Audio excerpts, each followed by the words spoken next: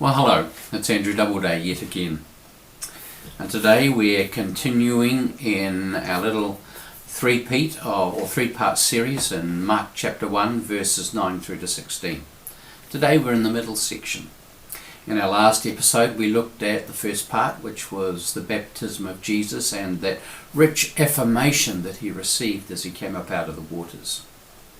Today we pick up the narrative in verse 12. And the Spirit immediately drove Jesus out into the wilderness. He was in the wilderness 40 days, tempted by Satan, and he was with the wild beasts, and the angels waited on him.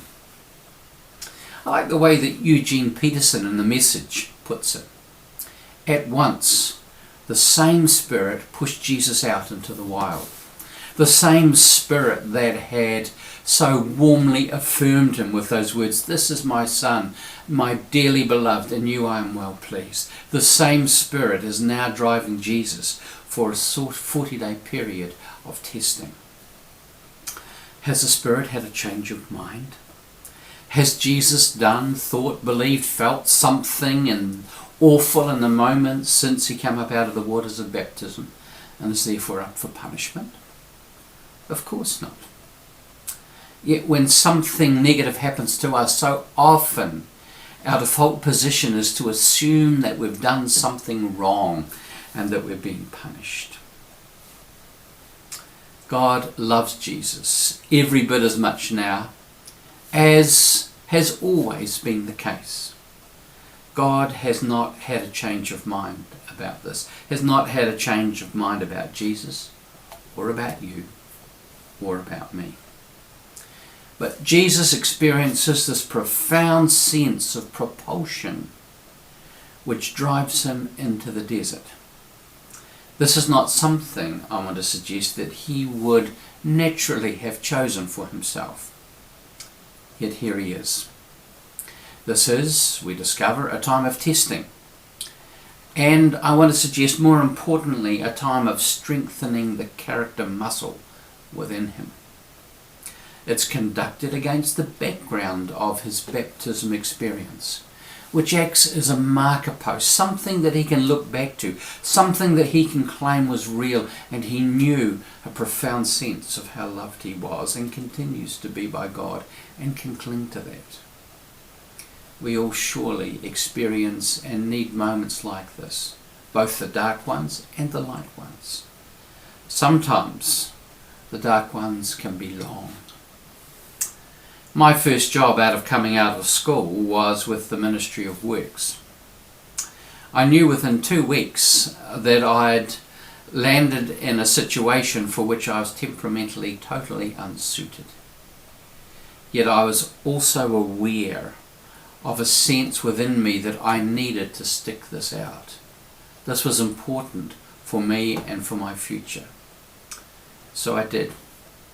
For 13 long years. This was a very difficult period of my life.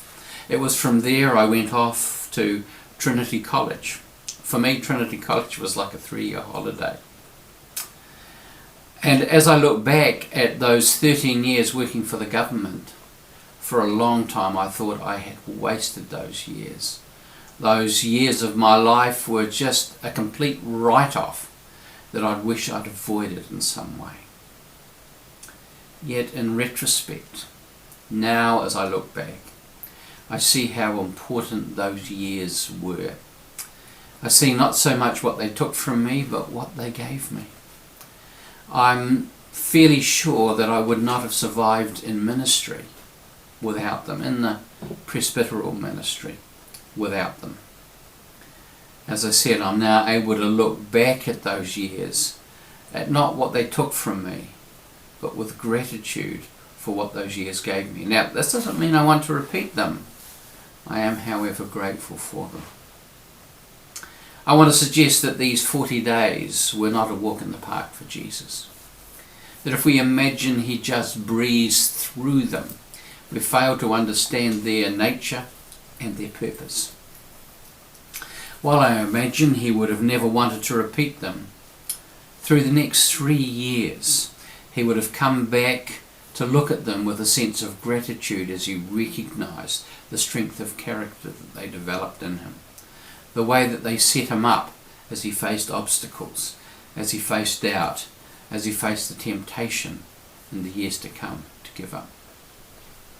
Now, in what I'm about to say, I could be accused of trivialising the awful experience that others have and some of the terrible things that have been inflicted on them, perhaps on you, by others. And it's true that I don't know how it was or what it was like for you, how awful, perhaps how violating your experience could have been.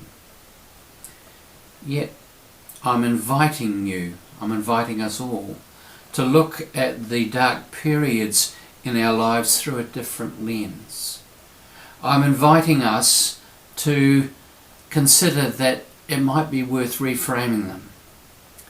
I'm suggesting that when we only see through a negative lens, when we only see at what those most awful experiences have taken from us, they continue to keep us in a place of powerlessness and victimhood. As awful as this may sound, I'm inviting us instead of always seeing what they took from us, to learn to recognise where the gift was in them, as difficult as this may be, and what it is that they gave us. Sometimes this starts with, and sometimes it's only rage.